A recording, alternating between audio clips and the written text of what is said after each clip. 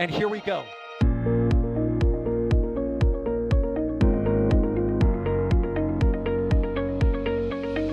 have liftoff. Propulsion continues to be normal. RCPA chamber pressure looks good. Probably not. Roger, planet. Water towers fly! Yes! Tango down to nominal. Flight downside FD off. Bring in FD off. It's orange! Orange 25! Oh my god! Oh my god! Decollage. What is it? Put that in the big bag, Eagle. 343 unfolds to go. Indeed. We rise together, back to the moon and beyond. If there's methane to be igniting in the flare, correct? Yikes. You read? We don't need any more of these.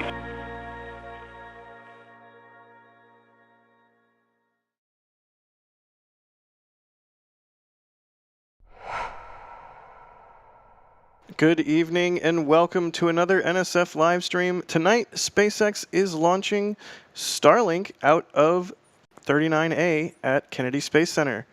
So we have gone live. Another 23 Starlink V2 mini satellites set to be blasted into orbit.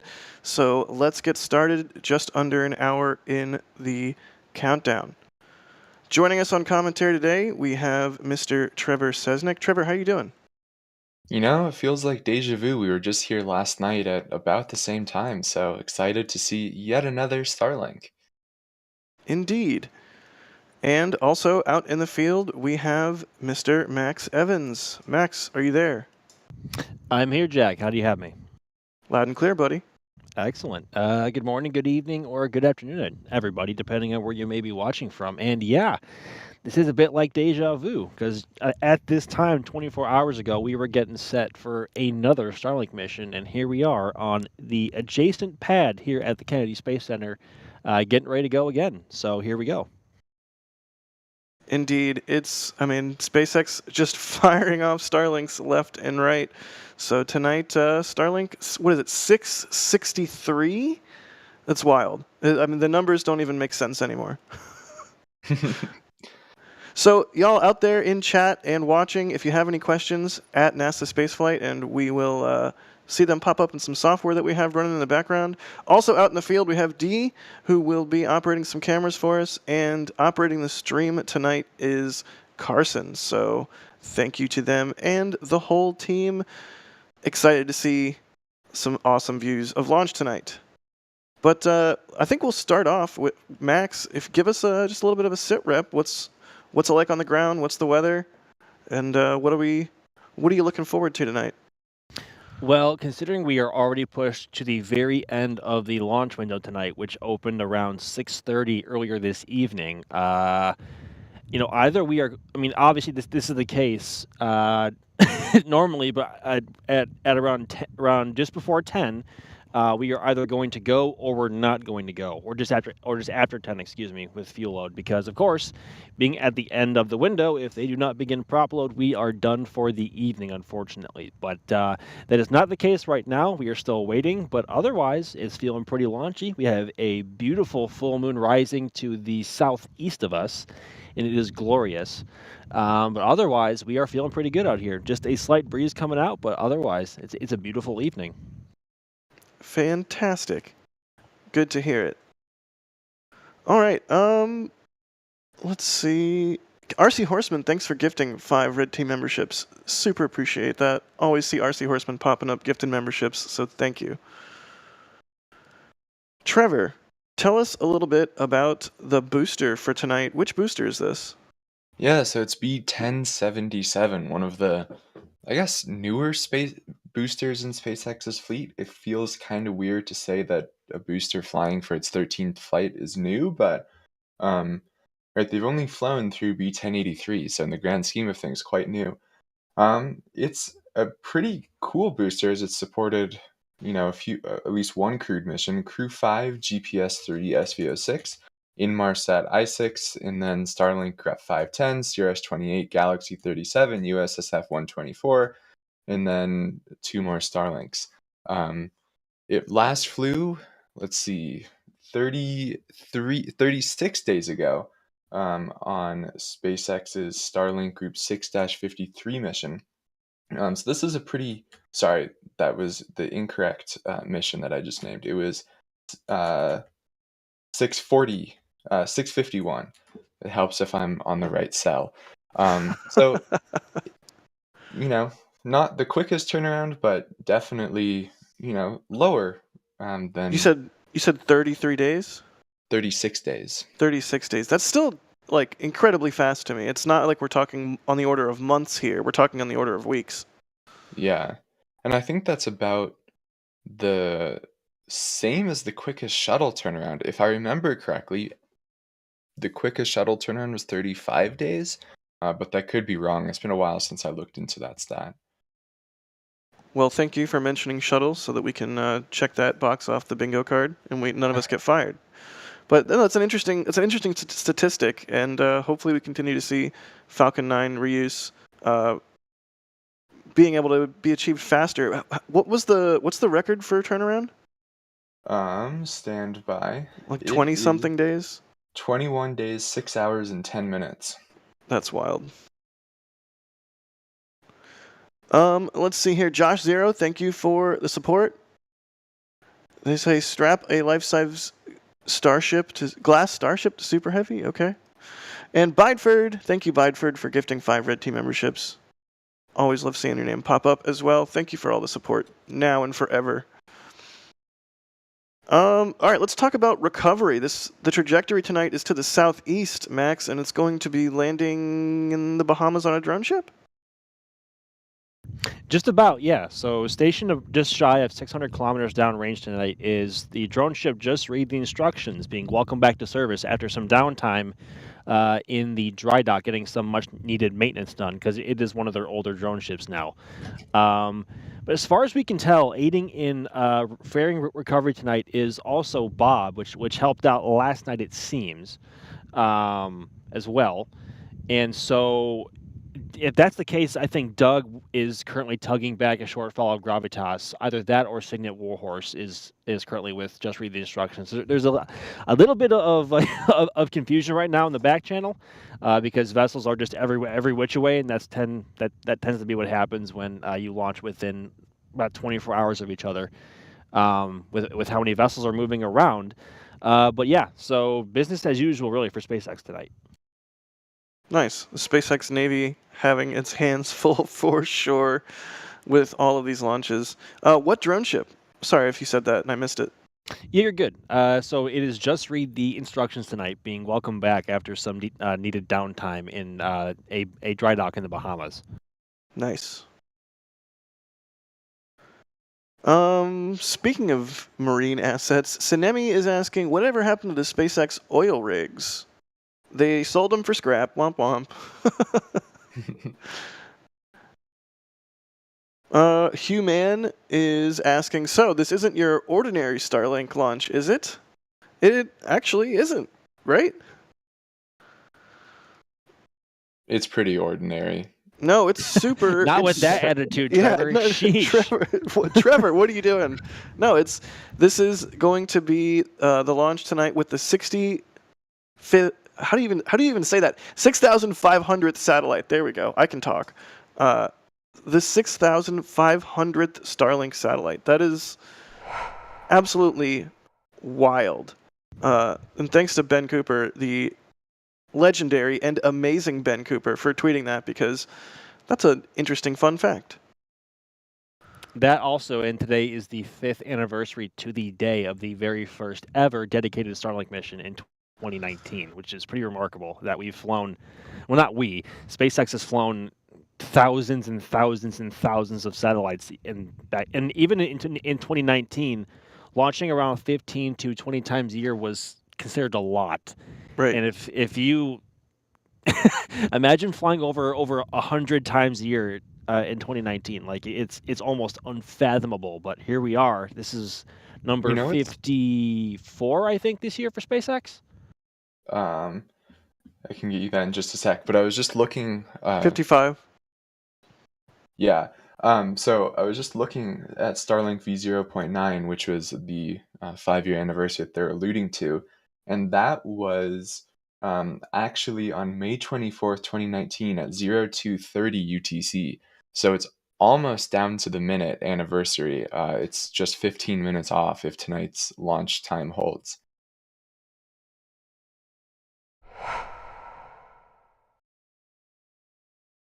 We have a tweet from SpaceX saying less than an hour, so hopefully, even though it's at the end of the window, we get to start fueling here on time.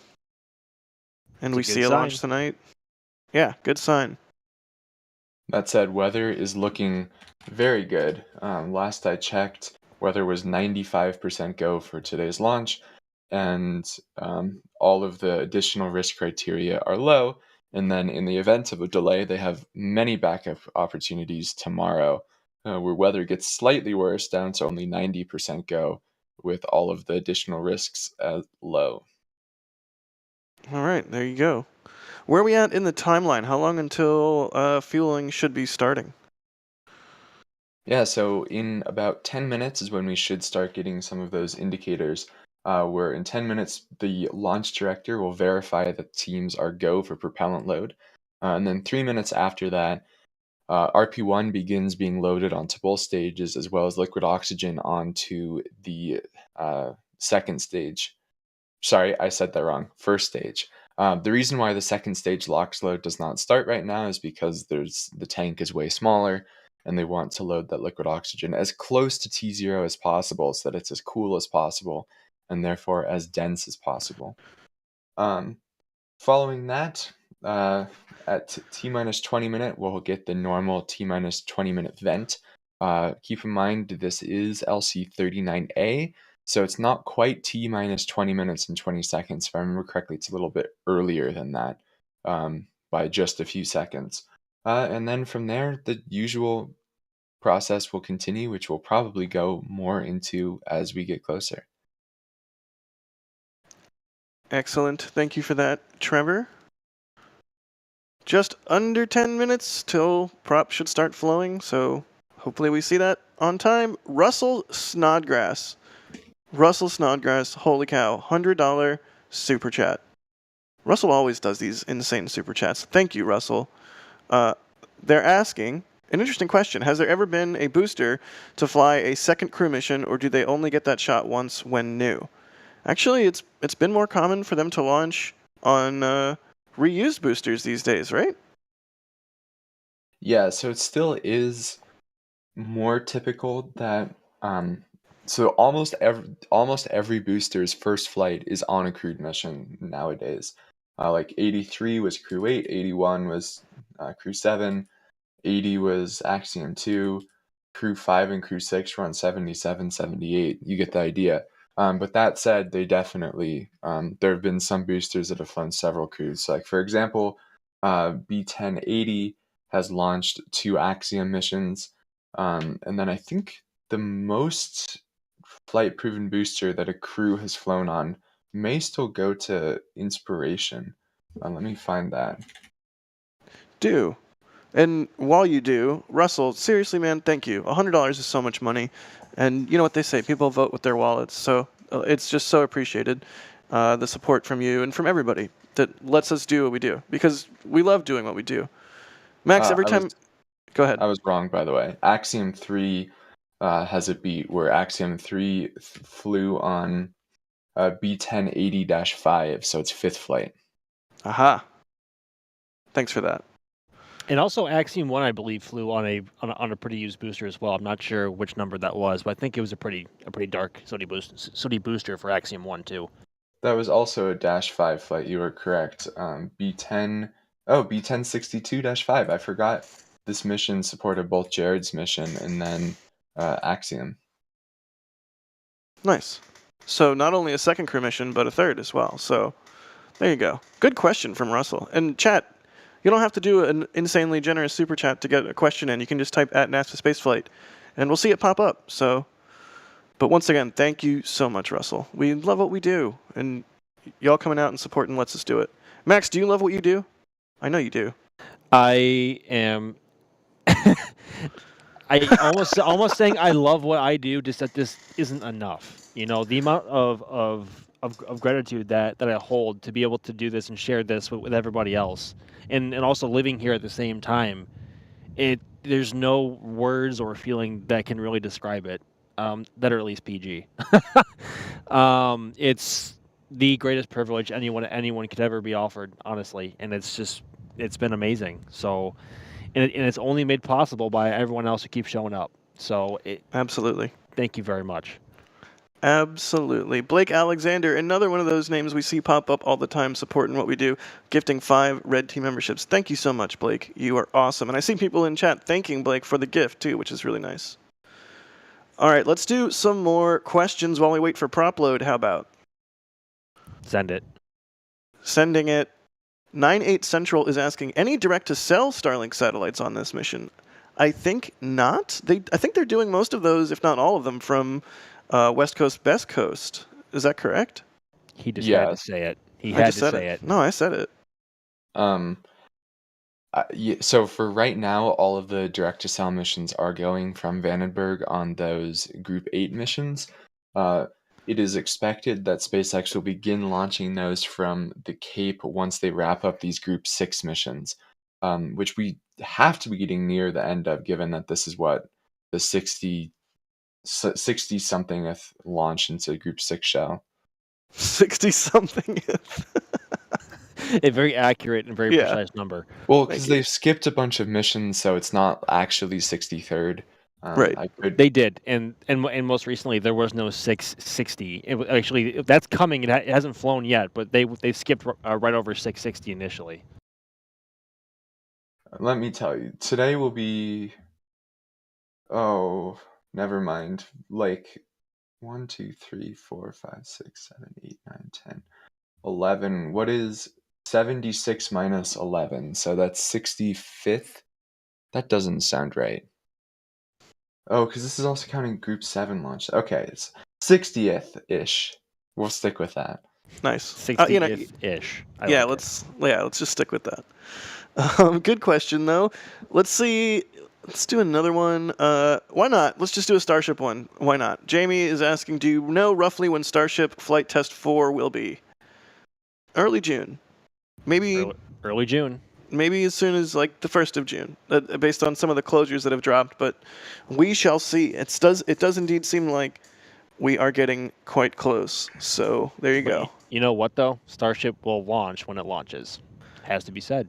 And every other rocket, too. It launches when it launches. Right. Be ready. Yeah, if you're thinking of traveling to Starbase to see the launch, by all means, if you can, do. But you never know what's going to happen. Although I will say, knock on wood, so far every... Don't say it. Just don't say it. Anyways, moving right along. I'm confused.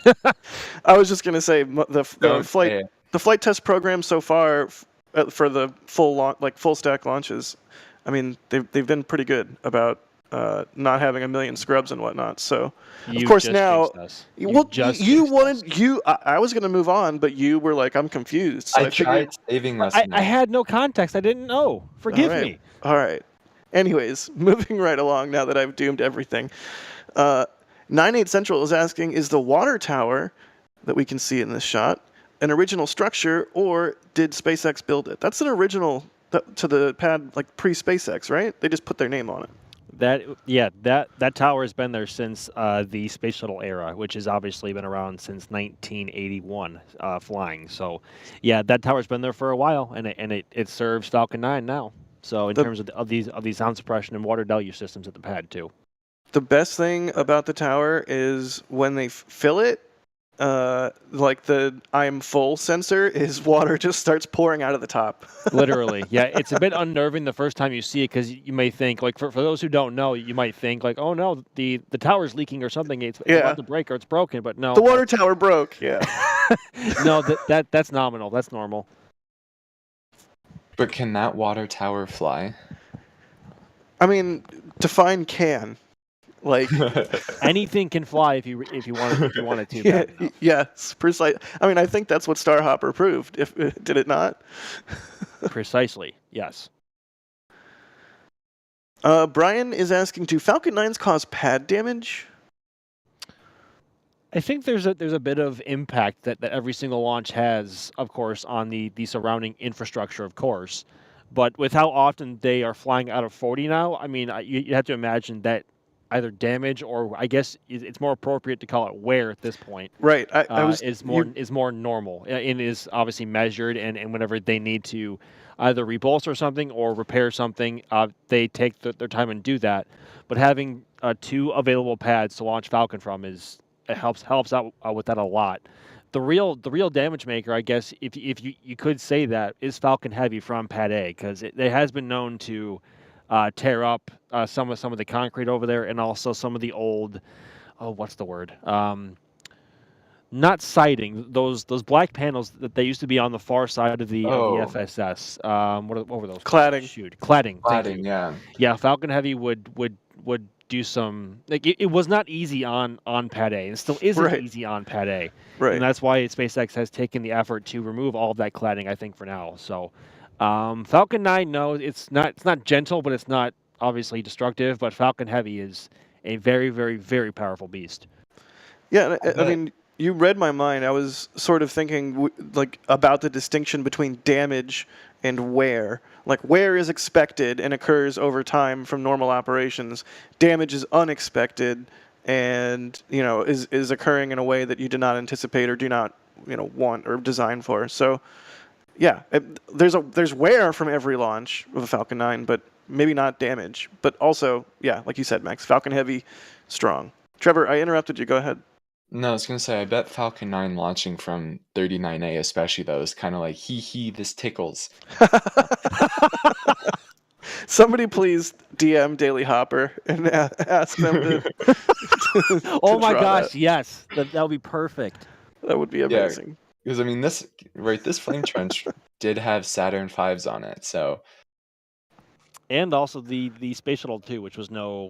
Space shuttle itself was not gentle. I mean, that the flame trench has lasted shuttle 123 missions before it had any kind of structural failure with the it wasn't a structural failure. It was more of like a surface blemish with some surface concrete being detached and blown out of the trench. But yeah, it survived Saturn V and space shuttle, and now Falcon 9. Yeah, as you say, it tickles. It's amazing.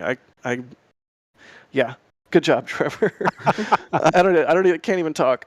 So we're at T-minus 37 minutes. So prop load should be starting around now, right? Are we looking out for frost?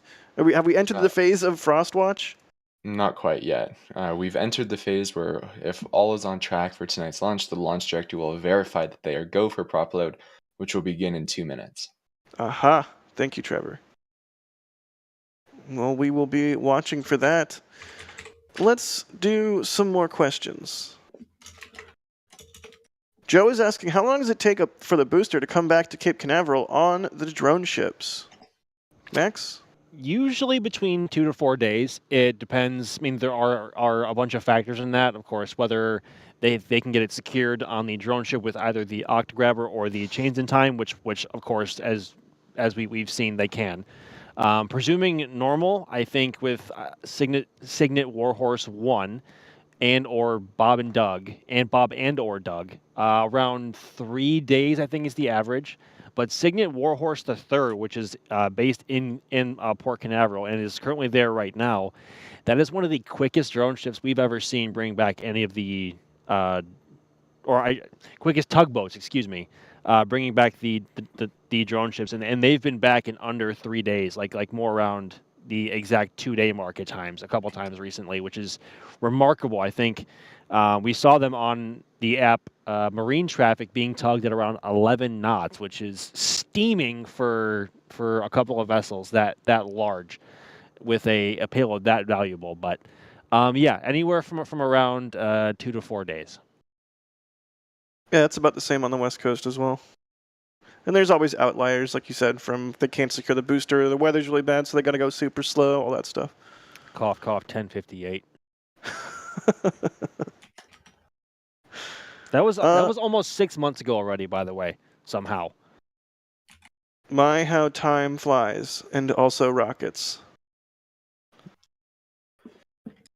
Ricky Nixon is asking, Rip McGregor test stand, was that a Raptor 3? Yeah, there was a little bit of a RUD in McGregor. If you pay attention to our 24/7 live stream, McGregor Live, the tripod stand had a pretty energetic anomaly, shall we say. No indication of what Raptor they were testing. I don't know if that was Raptor 3 or 2 or what, but that was pretty wild. That one looked like it did not just tickle.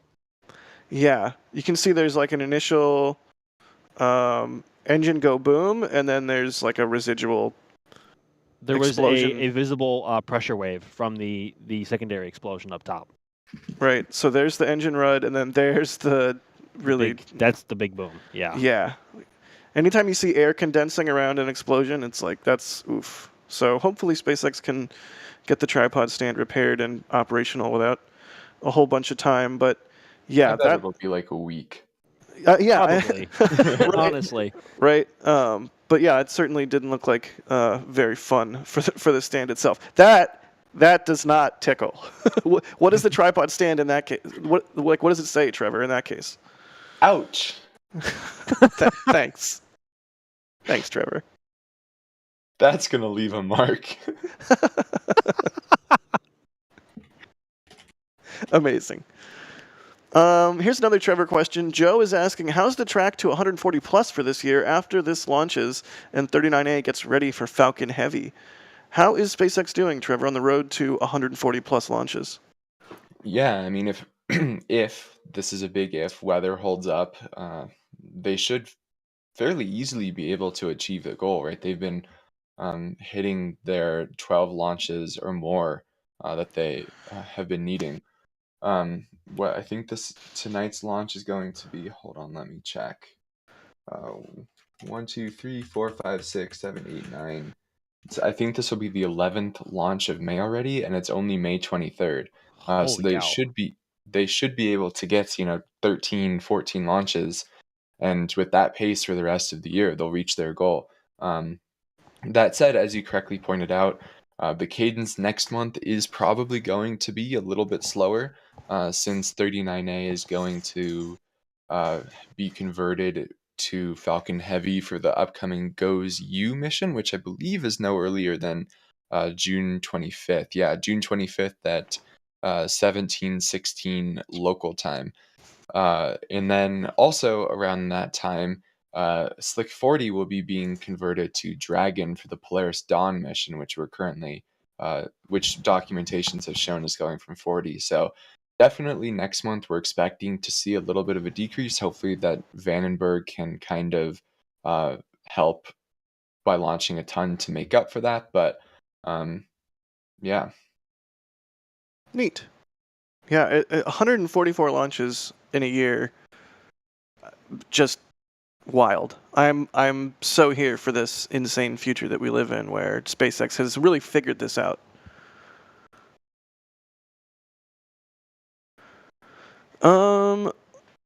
Are we seeing frost? Is that what I'm looking at there? That is definitely frost on the bottom of the first stage LOX tank, and some vapor with it too.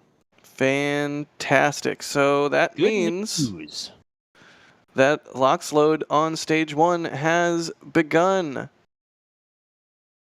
And at this point, stage 2 RP1 load should be going as well, right, Trevor? Correct. RP1 load starts now, lasts until that T-minus 20-minute vent, and then they will go on to start loading liquid oxygen on the second stage at T-minus 16 minutes. So RP1 is loading onto both stages right now. Nice. That's what we want to see.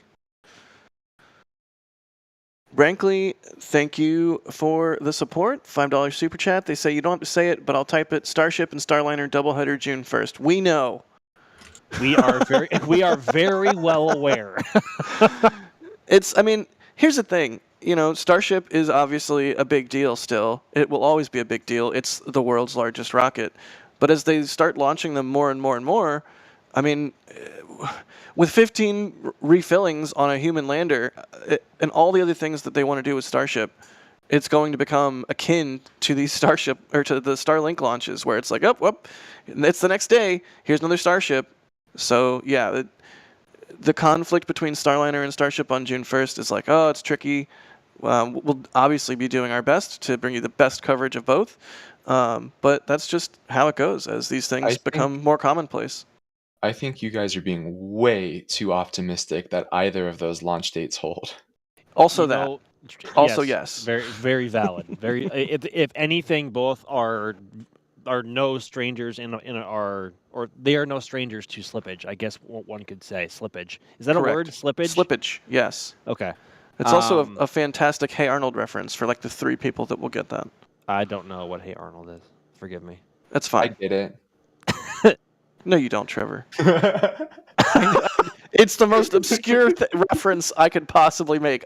Like, I would be surprised if 2 people got it. And especially not you. But good try. Good try. If it was a more believable reference, I might have believed you. Let's see. Rankley's asking, how many transporter erectors, that's the white bit on the side of the rocket that supports it and fuels it, support Falcon at the Cape? Are there plans to construct more to support the increasing number of launches? There's only 2, right? One at 39A and one at 40?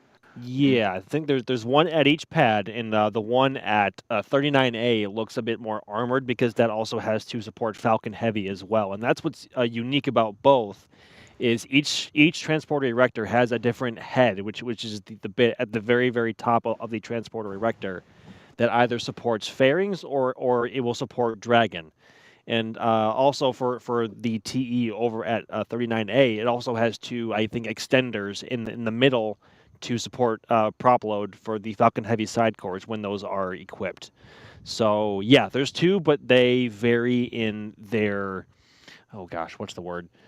They are equipped differently for different missions, I guess one could say.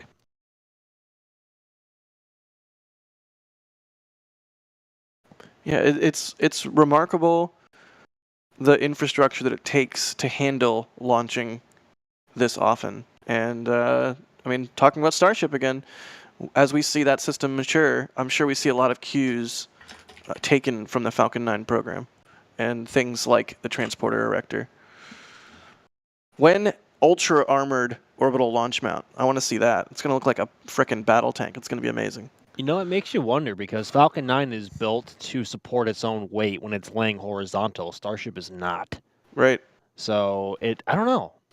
That's actually a really interesting point. Maybe at some point down the line, Starship will evolve to be able to support its own weight that way and be able to be transported that way and not be limited to being upright for its entire operational life. But we'll see. Yeah, I wouldn't expect it, but I mean, the way Starship has evolved over the years, we've gone from BFR to ITS to MCT to, yeah. Weirder things have happened. Eric Beavers, thank you so much. Gifting 20 Red Team memberships. I saw somebody in chat say, chat just got a lot greener. It did, because now there's 20 more members in chat. Thank you so much. That is extremely generous of you.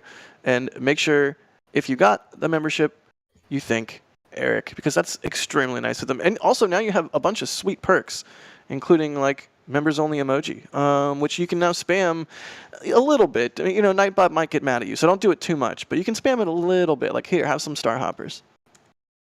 I think you mean hoppies. Moving right along. Thank you, Trevor. Thankfully, tonight we do not have a stubby nozzle. I don't see a question about it, but to change the subject away from what Trevor's talking about, I'm just going to say stubby nozzle bad, and you know, throw that out there. See if anyone feels like reacting to that. I think Jack's just salty because East Coast, West Coast. Brandon Loomis is asking, are they going to stop launching version 2 Mini after Starship is up and launching version 2 satellites? That's a good question. What do you guys think?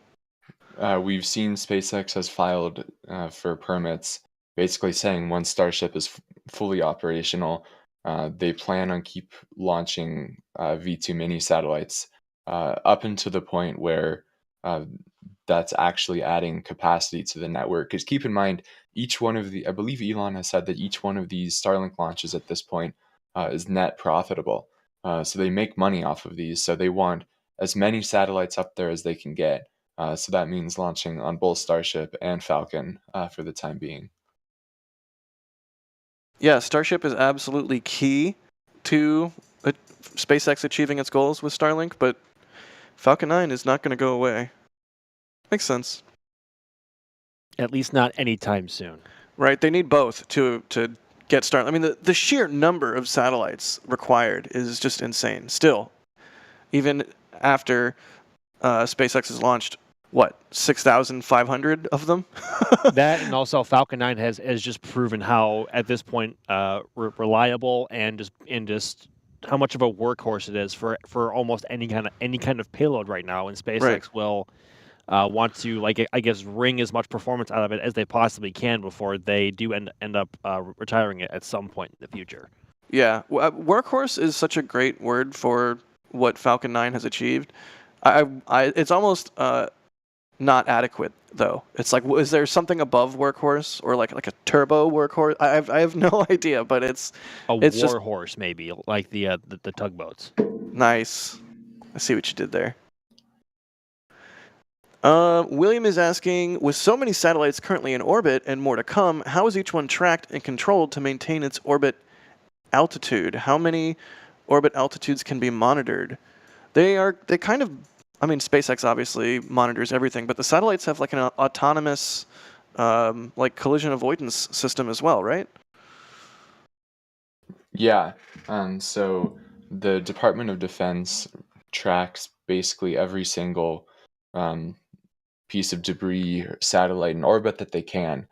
And that data is all made available to SpaceX, and then SpaceX can then see is there going to be a collision between, or even a near collision between any of our satellites and any junk. And if there is, they can move these satellites out of the way to ensure that they don't make more space debris. And then they can kind of, right, they're intentionally deployed into this fairly low orbit. So like today's initial deployment will be at 284 by 294 kilometers.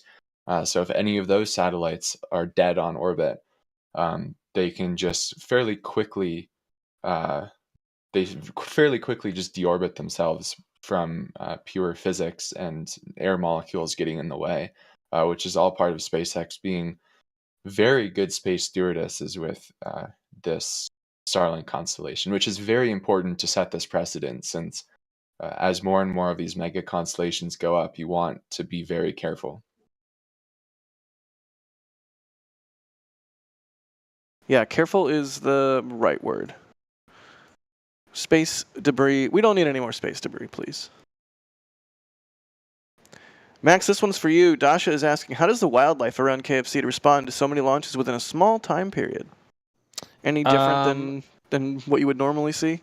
I mean, yeah, because it happens so often. I guess the animals get very grumpy, and we certainly hear it from all of the alligators around us after every single launch. And when the sound goes away, the alligators do not like being disturbed. And after every single time, whether we're up here on at the hut at the press site or down on the lawn for Slick 40 or Slick 41, every single time after the sound from the rocket engines kind of fades off into the distance, we hear anywhere from 2 to 5 or sometimes more alligators just growling and grumbling away, because I guess they were disturbed or rattled by just the energy from the sound. And of course, we sometimes see fish jumping, we see manatees, and it gets wild out here at times.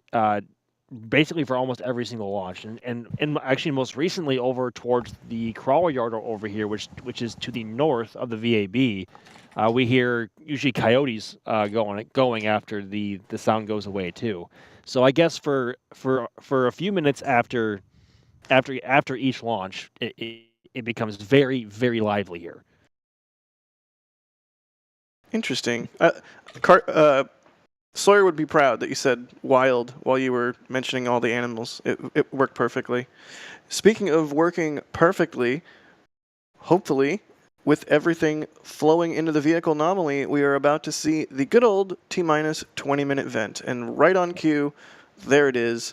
And Trevor, you can see it's a bit go ahead. earlier on Slick, not Slick, LC39A. So it's Slick 40 and Slick 4 East, it's exactly T minus 20 minutes and 20 seconds. On 39A, it's about T minus 20 minutes and 25 seconds. But I assume the question that Jack was going to ask me when I rudely interrupted him was, what is this vent? And So this rude. vent, this vent is chilling down the lines ahead of liquid oxygen load. So as we've mentioned several times at this point, liquid oxygen load on the second stage begins at T minus 16 minutes.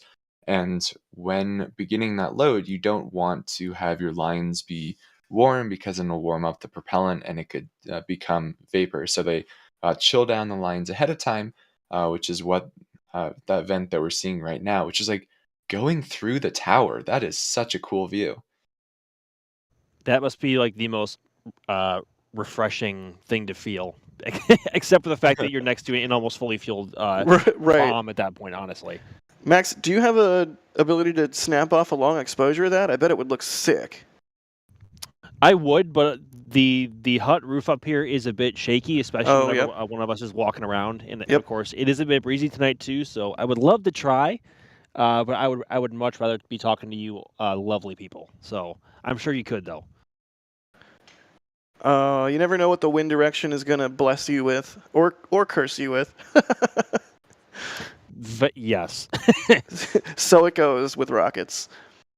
Let's see here. Let's do some more questions while we continue to see prop loaded onto the vehicle. Flexia is asking, when Starship begins sending full-size version 2 Starlink satellites up, will they still need 30,000 satellites? Trevor, do we know like what the current number and plan and number of shells and all of that, like, or is it still just kind of changing as SpaceX refines everything? I think it's very much still changing. The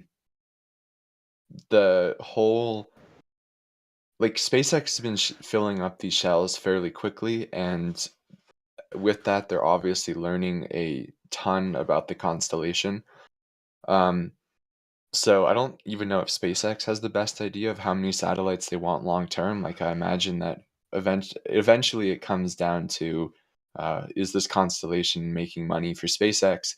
Does more launches add more profit for SpaceX? And if the answer is no, then SpaceX probably isn't super interested in doing those launches. So I certainly don't know right now what the number of satellites is long term, but I know they've filed for permits for up to like 37,000 or something just absurd like that. Got it. Which, I mean, that sounds so absurd, but that's only like 6 times more than they've launched. So, Right. yeah. I mean, it is absurd, but given their track record so far in the last 5 years with Starlink and with everything else that they've done on top of that, it's plausible. And I mean, it's not even plausible. It's completely going to happen, or some number approaching that at some point, especially when you consider everything else that SpaceX is launching at the same time, things like Starshield, for example. Yeah, it's cool that there are slowly becoming like several spin-offs of Starlink. There's Starshield, as you mentioned, and then I think the other day, wasn't there some contract announced for like an Earth observation constellation based on Starlink or something like that? Yeah, was that for the NRO, or am I misremembering? I think it was for a DoD agency, but I don't remember for sure. But it's just cool that, you know, they are loving this technology, and it's crazy that SpaceX has made this work. Yeah, the craziest thing I think of all of this, at least one of the craziest things, is just the sheer volume with which they've been able to go from not producing satellites at all, they're a launch services company, to producing thousands of satellites, and in an innovative form factor too that allows them to launch so many on a single rocket. And they're like, well, we produced this platform, let's use it as a bus for all kinds of different stuff. Alex Vives, thank you for the super chat. We appreciate the support. They say, after you were talking about the wear on 39A, I did some math looking it up. 39A has launched 12 Saturn V's, 82 STS launches, and 83 Falcon launches. That's crazy. Wow. There's a reason why we call it Historic Launch Complex 39A. You have to say historic every single time you. You do. It is, man. It's actually in all of our contracts. If you look It is actually, and if you miss it, you can be fired. It's right under the That- clause that we have to fact. mention shuttle at least once per stream. That too, yes. Daily Wealth Trade Roundup. Thank you for becoming a Pad Rat member. Ironclad gifting 10 Red Team memberships. Thank you so much, Ironclad. Extremely generous of you. And Jim Cavett gifting a Red Team membership. Jim, how you doing? One of those names that pops up all the time. Let's see. Pale Horse is asking, do you know of any rocket that may have flown sub-low Earth orbit on the southeast coast shortly ago? Was there anything out of Wallops? Like a sounding rocket from Wallops might have done that? I'm not sure. Not that I've seen from any manifest or nor from Wallops themselves on social, but I don't know. Colin is asking, all right, we're about to get spicy. Colin's asking, what is the most visually beautiful current or former rocket?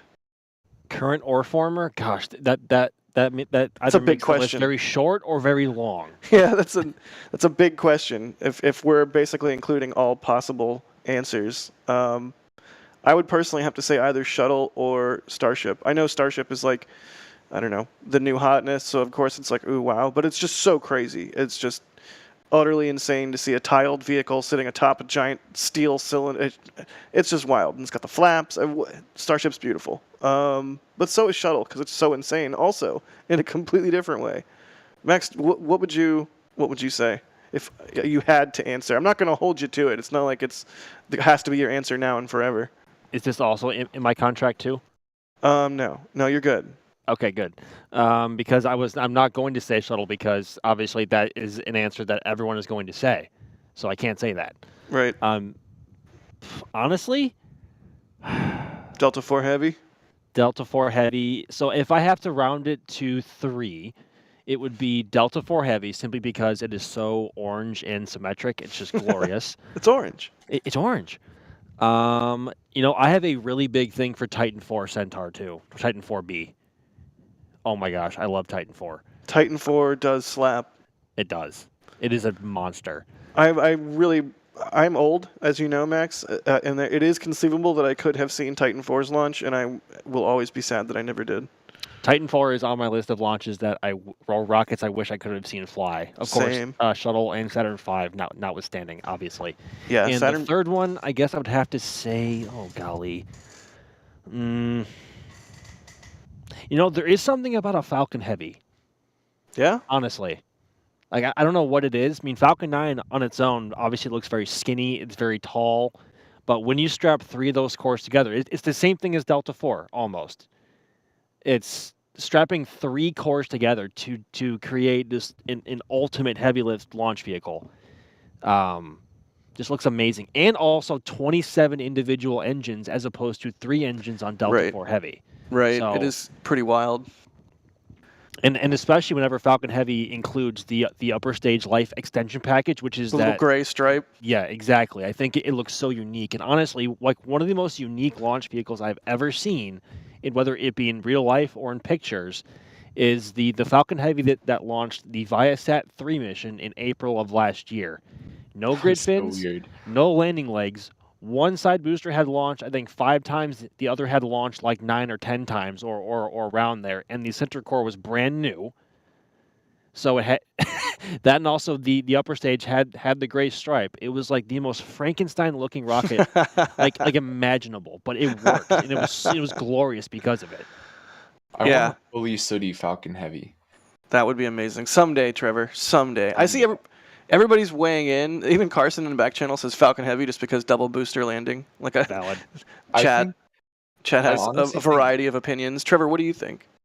Yeah, I honestly think that up there is the early shuttle launches, like Columbia with the white tank. Oh, no. So good. Jack? What do No. you mean, ew? I like the orange tank, man. The white the tank orange looks tank is wrong to cool. me. I thought shuttle became very ugly after they stopped painting it. Well, you have bad aesthetic opinions.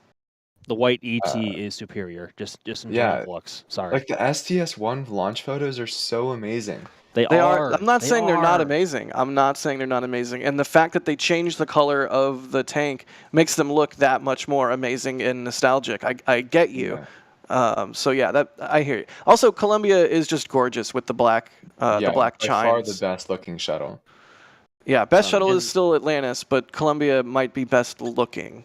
And Crispy and both Kevin in the back channel going on about none of those being as crazy as Ship 26. Ugh. Isn't it like 2:30 a.m. and the NSF meetup is tomorrow? Chris, go to sleep. Okay, before we move on, I do have to say that D just put a photo in the back channel, and I was going to mention this, but it's in top 5, not top 3. Oh yeah, Proton. the Proton. Oh my gosh! Yeah. I know some people hate it because those tanks on the first stage look like boosters, but they're not. But there's just something about a purely hypergolic rocket that just when when the engines light with just a solid thud and it immediately lifts off the pad with an almost translucent exhaust, it's just beautiful. Absolutely. Good question. Just under 10 minutes to go to tonight's launch. You know, sometimes we answer questions strictly about the mission, but every now and then it's fun to get a opinion question like that in. Eka A is asking, any thoughts on hurricane season? There's a lot of hot water out there. It's true, and if SpaceX wants to hit 144 launches this year, I mean, it's all fun and games until we have a super active hurricane season in Florida. Which is looking very possible at this point with the forecast, and the season hasn't even started yet, unfortunately. Oh boy. So, yeah. Well, I think the waters in the Caribbean are as warm as they would be in August, but they are holding that temperature right now. Holy moly. Yeah, it could either be very eventful or it could be. I mean, last year was very mild by comparison to a lot of seasons. So Right. I don't think we're going to get that lucky this year, unfortunately. It's never like ironclad. I mean, it's weather forecasting, and as I'm sure we're all aware. But I feel like sometimes it's like, oh, it's going to be a really active hurricane season, and then it sort of peters out, and thankfully, and isn't.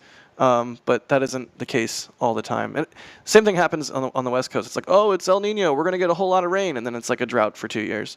And then it's like, oh no, it's El Nina. We're going to get no rain, and then it's like a, insane deluge for. Anyways, weather forecasting. It's hard. Hopefully, you guys have a benign hurricane season this year. I sure hope so too, and I think SpaceX does too. Indeed. All right, well, Max, do we need to send you off to operate in camera land so that you can get us some amazing imagery of launch? It's about that time, huh? It is indeed already almost that time. So I think at this point I will see you both on the other side of the countdown, and good luck, everyone, and have a good launch. Fantastic. Have a great launch. I hope Dee has a great launch as well, and we look forward to seeing the awesome, spectacular imagery y'all are going to create for us and share with the world thanks to the support of all of our viewers. Here's a $20 tip to tips.nasaspaceflight.com from Parker with a comment that I wholeheartedly agree with, like the literal entirety of my heart. They say, Trevor, you have the worst takes. Don't ever change. I'll We love always be here for them. We love you, Trevor. I just have the best takes. I am always correct. Never wrong. I love the tone of voice, like, because I know you. I know that you're saying it with a giant smile on your face. You're not being serious. James Jester, thank you for the support. They say, good evening, watching live from the Indian River Lagoon in Titusville, directly across from the Vehicle Assembly Building. Thanks for the info. Awesome, James. We hope you guys get an awesome launch out there tonight in like 6 minutes. So, Trevor, where are we at in the count? What is going on with the vehicle, and what are we going to see next? Yeah, so as you can see, the vehicle is kind of cold with all of that venting coming off of it. So we're coming up on completion of all of the propellants on the vehicle. So first we will have, or we've had RP1 load on the second stage close out already, then liquid oxygen and on both stages will close out next alongside the RP1. Coming up will be a series of events. It'll start with chill down of those 9 Merlin 1D engines. So they'll be running a little bit of liquid oxygen through the turbo machinery to ensure that the turbo pump is not at ambient temperatures when they go to ignite the engines at T-minus 2.7 seconds. Also coming up, we will see that strong back, that big white thing in front of the rocket, retract by 1.8 degrees.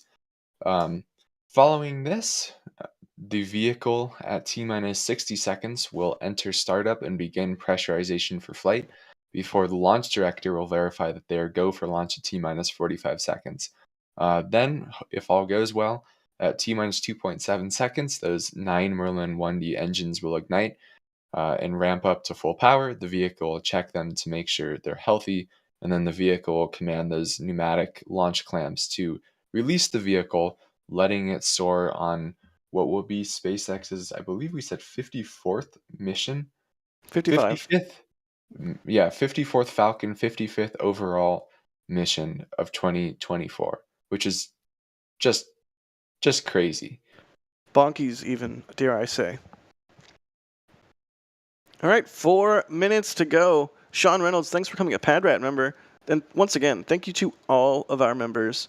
You guys are the best. We could not do what we do without you. And if you don't know about the member program, check it out. There's all kinds of cool perks you can get, behind-the-scenes content, the pre-show and post-show to the Flame Trench, which there is a Flame Trench tomorrow.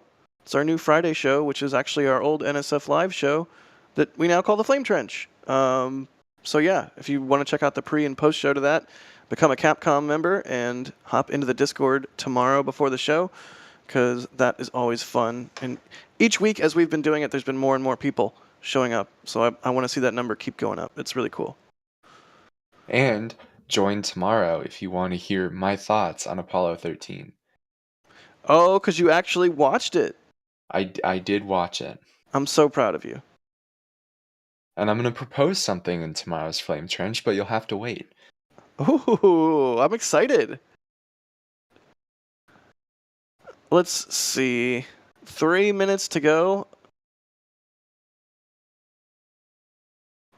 Really quickly, Deborah Jean is asking, when do you foresee the first Starship launch from 39? Isn't there like an environmental impact statement underway, which means not anytime soon? I thought 39A, they had the environmental impact completed for it, and it was whatever other pad at the Cape that they were doing one for. But given that they just scrapped basically everything aside from the tower, Right. I would say we're a bit out. Right. All right, we're coming up on the 2-minute vent. Are we not, Trevor?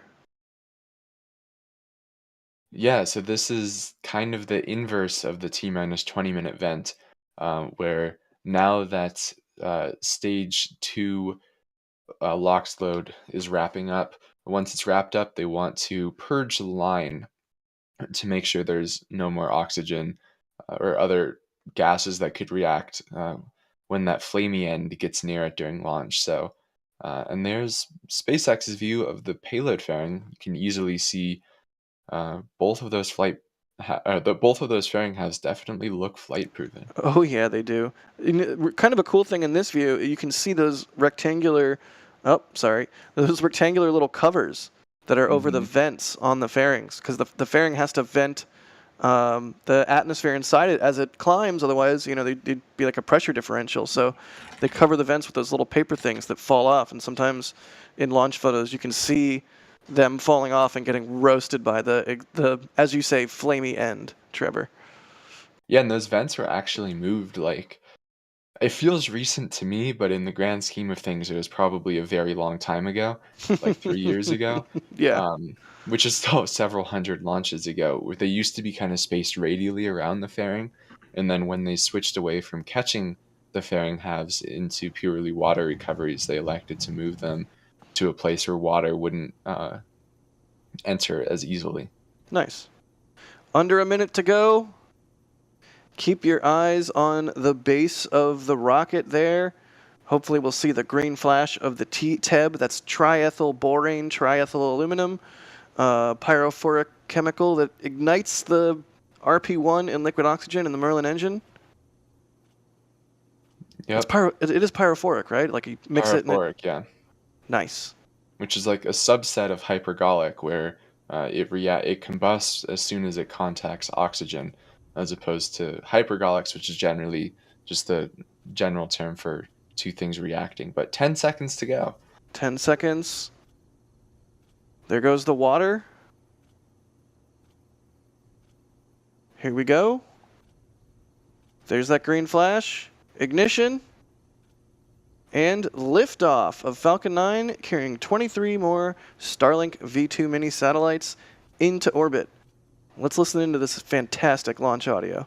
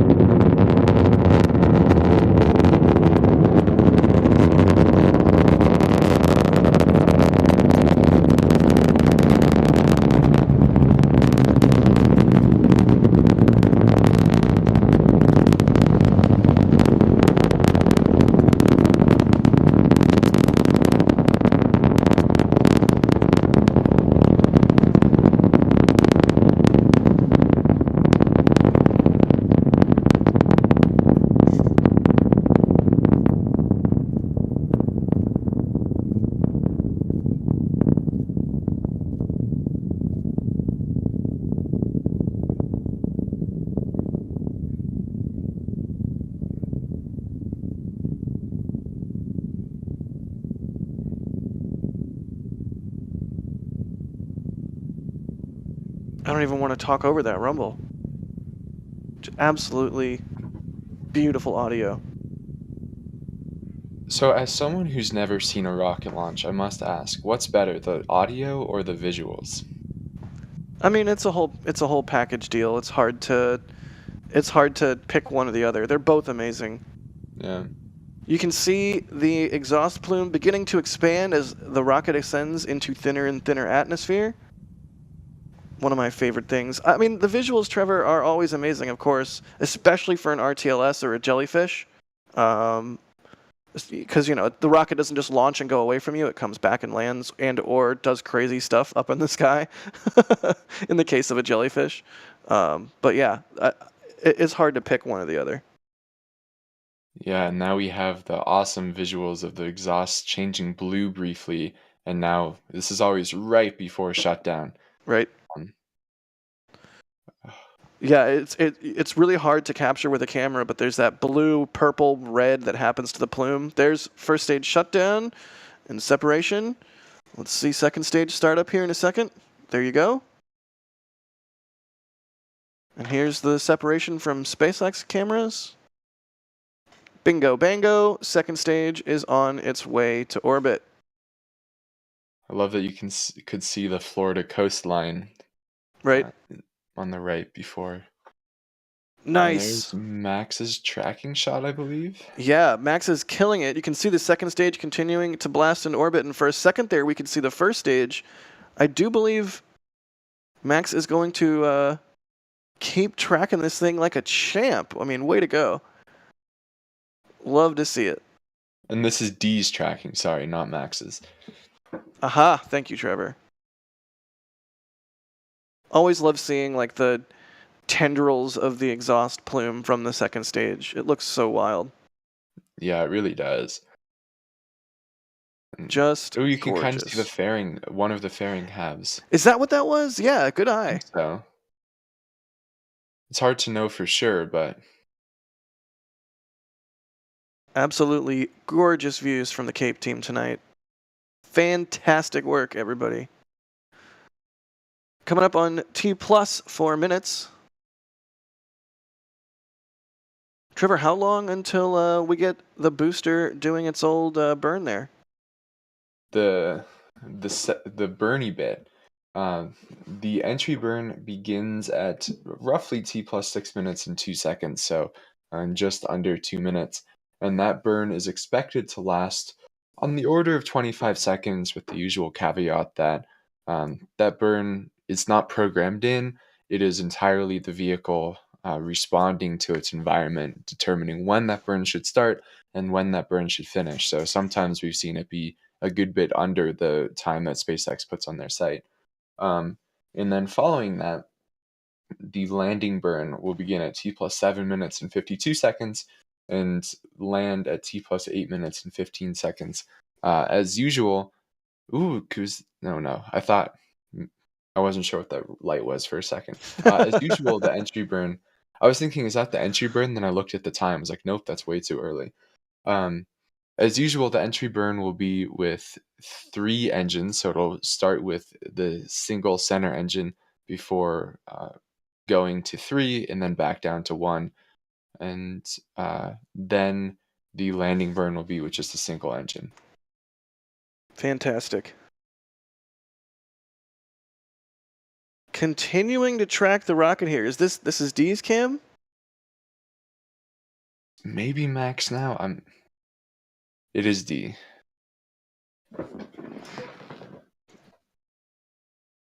Absolutely excellent.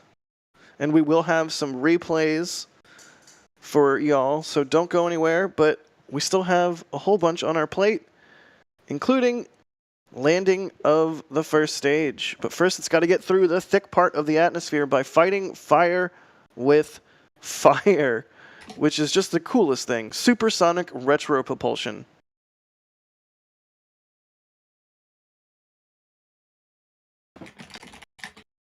Here we go.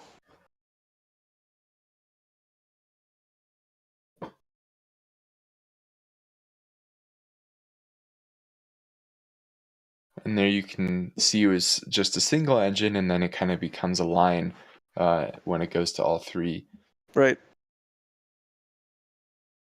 You can see it there too, 3 down to 1. Excellent track from Max or D. I'm not sure whose camera that was. I think that one might have been Max. I think they're both tracking it so well that it's hard to know. Right. Here's one of my favorite things, seeing the plasma and the grid fins as the booster descends through the atmosphere. So cool looking. Yeah, the control algorithm on those things is fun to watch. Yeah, higher up, they're just like mostly doing nothing, but as the air gets thicker and thicker, their movements become more and more dramatic. So they're really taking a bite out of the air and directing the vehicle where it needs to go. Yeah. And on the right, you can see the good nozzle of the Merlin 1D, the non-stubby variant, powering the second stage with those 23 Starlink satellites into orbit. Easy now. How you doing, Max? I'll talk more about it once we have landing complete. All right. But holy cow, TLDR, that was the loudest Falcon 9 I've ever heard from the press site. I have thoughts about that audio, so yeah, let's put a pin in that as we wait for Falcon 9 here to land. that was something. The Doppler effect on that audio. I don't know if that's even the right word, but I felt like I could hear Falcon 9 going downrange audibly. You could. We could too. Here we go. Entry burn or landing burn startup. Yep, there's landing burn. Now we wait for the drone ship to appear out of the mists. There it is. And legs.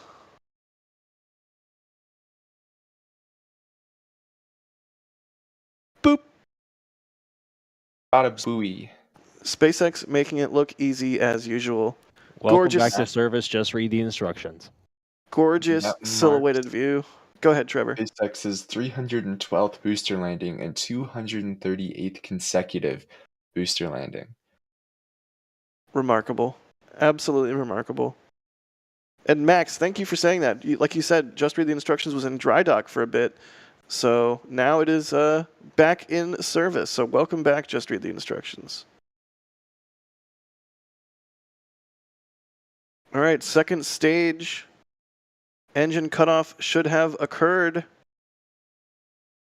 I don't know if we'll have views of deploy, but there's a view of our favorite site on launch day, which is an empty launch pad, meaning the rocket has launched.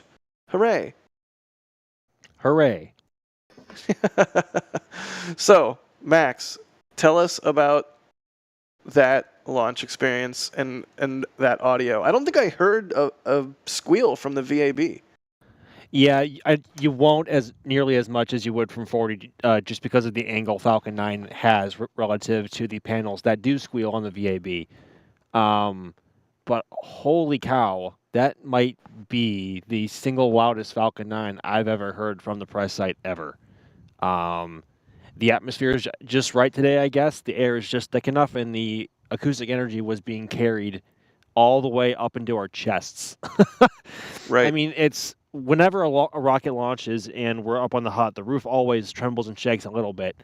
But I said to myself, obviously the mic was hot, so I didn't say it out loud, but I was just like, wow, because we were just being pummeled by the energy. That was incredible. And I think you mentioned it as well with the Doppler effect, hearing Falcon 9 travel downrange from us. Dude, that was 100% what you heard, and we heard that too. I don't think I've ever heard that from a Falcon 9 before, at least not that clearly. Like, it sounded like a train going by or a semi-truck going by, except with the crazy rocket crackle, just like, I don't even know how to describe it. That was nuts. And that's why, like, the atmospheric conditions make or break how a rocket sounds from a distance. And with how clear it is tonight, and I guess the air having just the right amount of moisture in it to carry that sound better. Right. Good golly. I mean, we saw the condensation getting blown like through the launch or through the tower there. Yes. So wind also plays a factor. Absolutely. If the wind is blowing like away from you, then I don't know. It feels like the sound can get carried away. But today, I guess all the factors just lined up just right. What an amazing auditory experience. And we do have replays in work, so we'll get to hear it all over again. Thank goodness. I could watch that like 10 times. From where Dee and I are stationed, normally for 40, we're directly behind the launch pad relative to where the flight path is. Yeah. For 39A, flying on that 43-degree southeastern trajectory, you saw it from our tracking cameras. Hopefully, we have a more side-on view of it. Yep. So the sound hits us for longer, and of course we hear it starting. The sound starts in one place, and we hear it traveling downrange, and that's where that Doppler effect comes in. And I always forget about that whenever a rocket or Falcon 9 flies southeast from Pad A. It's such a treat, and we are so lucky to be able to see it and to get to share it with everybody. Yeah, a lot of times the impulse is to be like as close as possible or this or that, but sometimes being more, I don't know, perpendicular or side on, however you want to look at it, to the launch, it's a whole different ball game versus, like you said, like being behind and basically the rocket just goes directly away from you. And pretty neat stuff. Good job, Max, to you and Dee. That was really fantastic views and audio tonight. I can't wait to see these replays that we have in work. Yeah, we have these mics tuned in perfectly. At least perfectly to this point. I mean, we're always striving to improve. Right. But we are also so lucky that the Falcon Line family of rockets are as loud as they are. Just the way the 9 Merlins are arranged, and also the way the expansion ratio is with their sea level nozzles and their shock diamonds, and the way they all intertwine with one another downstream, and that's what gives us those nice cracks and pops. Oh man, we are comparing that to like Atlas V or Antares or really any other rocket. There really is no comparison. Falcon 9 has a very unique sound, and when you've heard enough rockets fly, it's very easy to tell which is which. Gorgeous shot of the moon there. Fantastic.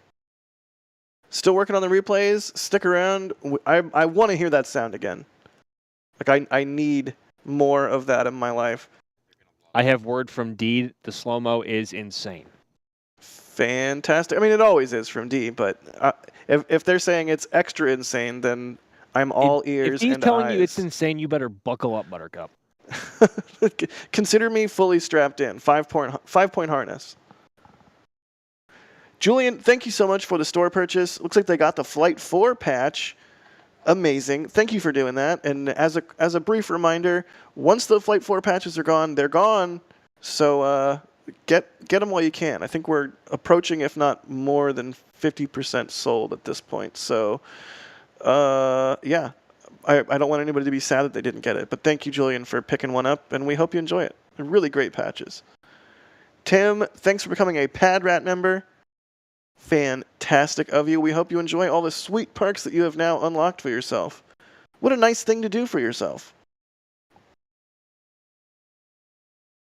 Human is asking, do we expect Slick 6 to look different from 39A to help minimize Falcon Heavy launch damage? I don't think there's any plans to launch Falcon Heavy from Slick 6 at this point. But they certainly are. There are? What? How did I miss that?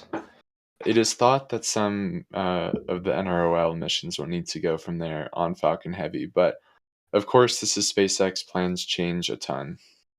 True. So do we expect Slick 6 to look different than 39A? I mean, it will look different. You know why? Because it'll be more beautiful. I mean, it already does, to be fair, just with the way the service and access towers already arranged compared to the, Right. I guess, the split access buildings, I guess you could call them, in the way one rolls one way and the other rolls in another. Yeah, there's all the talk about the 39A vertical integration tower, and it's like, well, I wonder how much of that infrastructure at Slick 6 SpaceX keeps around and just utilizes for vertical integration on Falcon 9 when and where they need to. And then I mean, it also makes sense. Take that southern polar corridor. But I mean, it also makes sense because with the extended payload fairings that some, I guess, one customer in particular, cough NRO potentially. Cough cough, spy satellites, cough cough. They will need, of course, obviously the bigger fairings, and from what the very limited knowledge that we know about these payloads is that they have to be vertically integrated. And of course, everything with SpaceX right now, both for Falcon 9 and Falcon Heavy, everything is integrated horizontally and then pitched upwards with ETE. And these payloads can't do that. So it looks like some of the infrastructure that's there now would help SpaceX accomplish that. Yeah. Can I give a hot take? Just really quickly. Send it. Go ahead. Vertical integration to me seems like BS. It seems like a requirement that super expensive satellite manufacturers have added for no real reason. I am not a mechanical guy. I don't know anything about hardware. But how is it possible that the satellite can't be integrated sideways, but then can fly sideways on the rocket during its gravity turn? Because the force is the force of acceleration is. I know we have replays, but spy satellites are cool. Okay, I'm sorry, production team. calling the literal NRO right now. Like Trevor, let's say you have a very large mirror, and let's say you don't want to create the structure that would be necessary to suspend that mirror on its side. If you can only ever keep the mirror in one position, then you don't. You can lighten your structure in ways. I don't know. I'm not an engineer. But when it's in its gravity turn, it not only has acceleration from the vehicle, it also still has gravity pulling it down, which is the exact position the payload would be in during horizontal integration. This is an interesting hot take, and I would like to hear more from like a payload integration technician or something. I would too, because I'm obviously ignorant, but it seems silly to me. All right, let's watch this replay and listen. More importantly, almost, let's listen to this audio. Yes, the audio.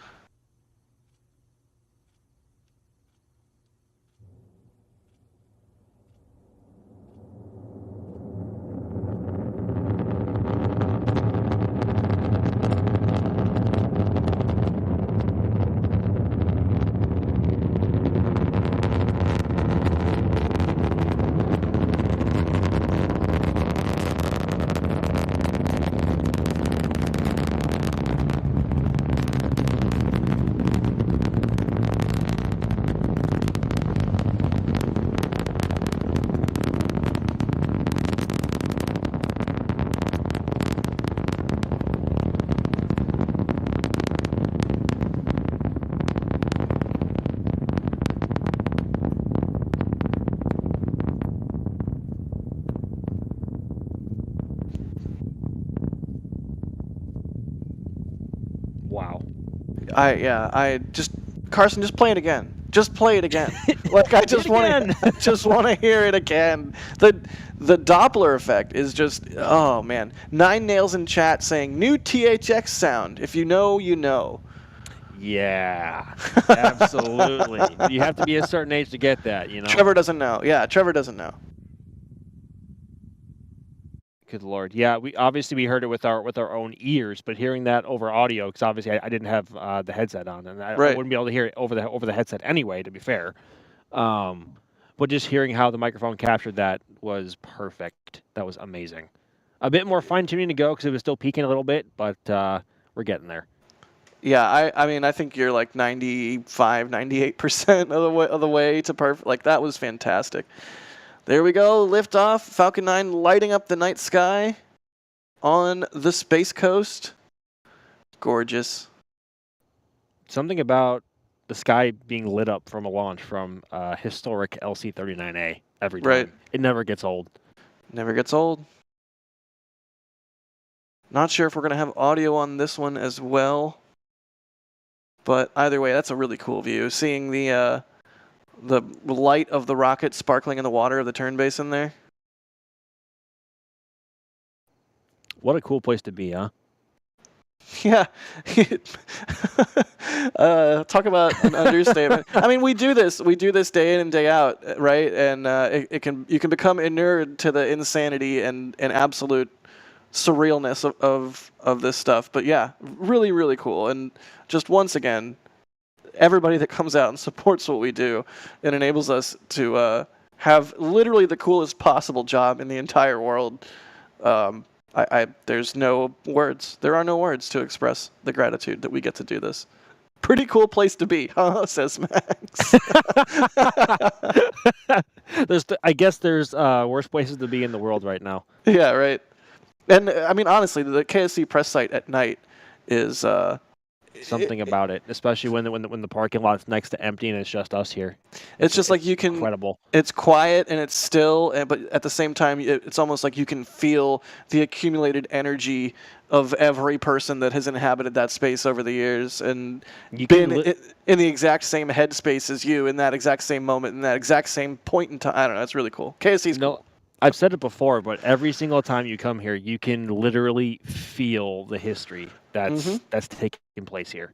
Whether Indeed. it be in the early '60s around Gemini in Apollo, even though that was on Cape Side, you just feel all of it every single time, and it's a stark reminder of how lucky we are to be here and to do this.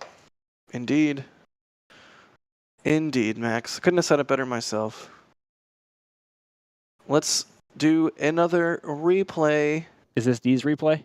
I think no. This is not. I'm not sure. Carson? Carson says no. This looks like auto track. Nice. Yeah, this will be one of the robotic cams on the roof of the hut with you, right? Just tucked away in the corner over there. Looks like it. Fantastic. Go, computer algorithm, go.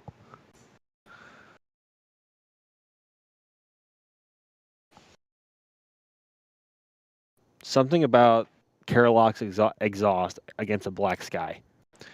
Yeah, I'm a little bit bummed that there's no more clean atlases, just because the RD, what is it, RD180 is just perhaps my favorite Caroloc's engine. Like, don't get me wrong, I love me some Merlins, but yeah, that's a hot take in itself. The RD180 being your favorite Caroloc's. Cough, cough. F1 enters the chat. I mean, F1 is cool and all. I don't know. I'm biased. You know, one of my favorite photos I've ever taken was of an RD180. So I mean, honestly, it's a valid take because the RD180 is an incredible engine by all accounts. Indeed. But we're not watching RD180s. We're watching some Merlins. And here's another view. This will be from Fleet Cam.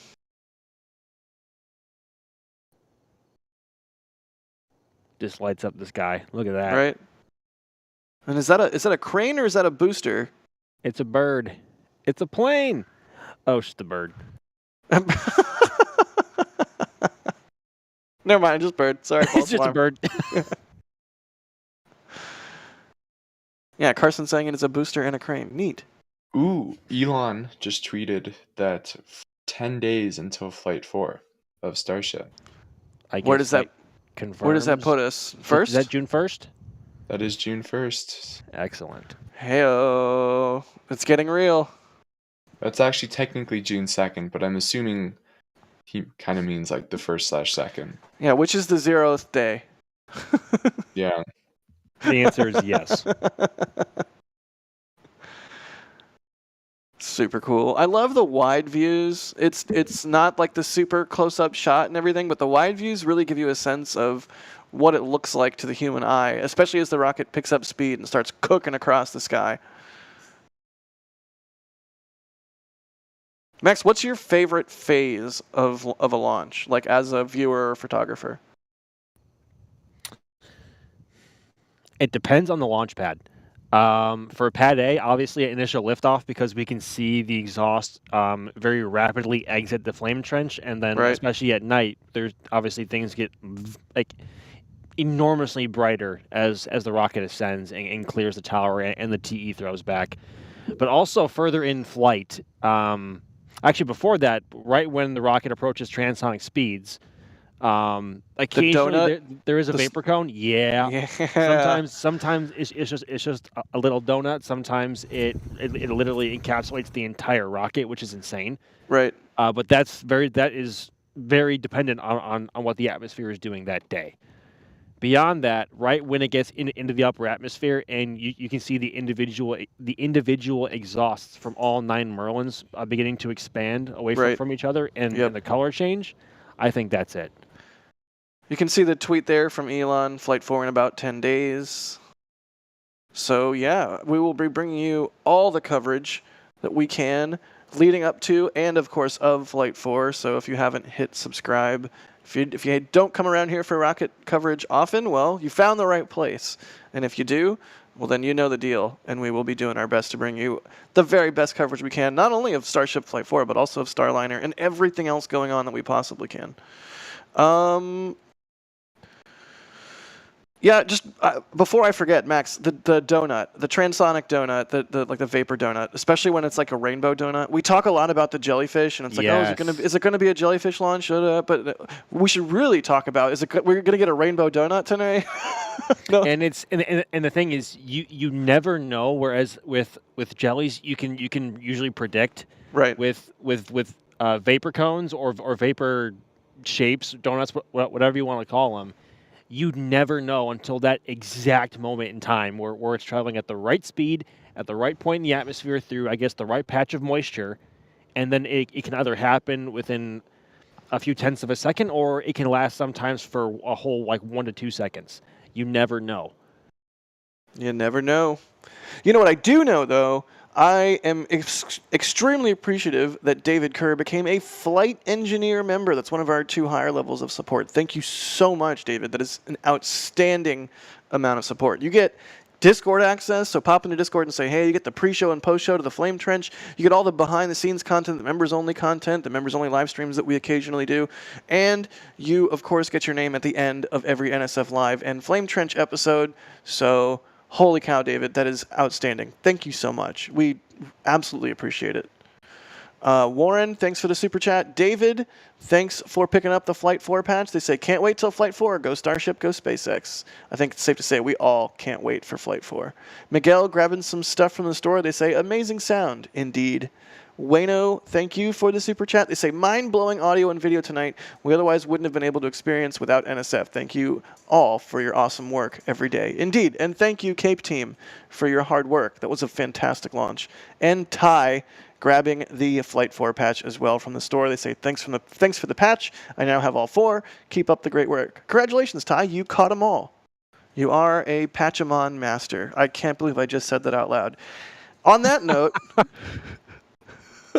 That's only the second worst thing you've ever said on stream. Oh, goodness. On that note, seriously, thank you, Max and the Cape team firing on all cylinders for tonight's launch. We appreciate you guys so much. Let's throw Max's info up on the top right and do the whole info card thing. Max, thank you. D, thank you as well. And yeah, fantastic. I mean, what an amazing launch. I'm going to go and listen to that audio like over and over and over. These are the nights that we all live for, you know, and we cannot hammer this home enough. We would not be able to do this without everyone else keep coming and showing up and giving support. This is, as we are so lucky to be here, and it renders me speechless every single time, just because it's so difficult to sum up what we feel and what we think just into a few words. But thank you very much, everyone, for tuning in, and we will hopefully see you next time. Our bodies are machines that turn your support into cool rocket footage. I like it. That's all I could. I mean, yeah, I couldn't. You put it very succinctly, Max. Thank you, and thank you to everyone that supports the channel. Trevor, thank you for all you do. You're an amazing person. I love you. I'm sorry I give you so much guff, but you know it's out of love. I love you too. I very much enjoy the beratement. I don't know if that's the right word, but we'll go with it. Indeed. And thank you to Carson for operating tonight's stream. Good job, Carson. Cool. Well, with that, we'll leave you with Dee's awesome slow-mo replay, and we'll see you guys for the next one.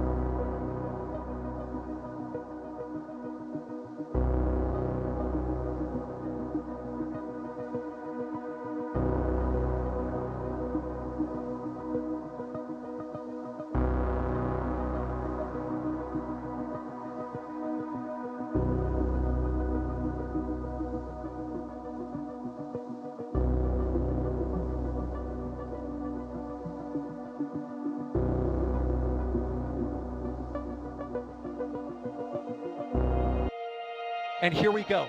We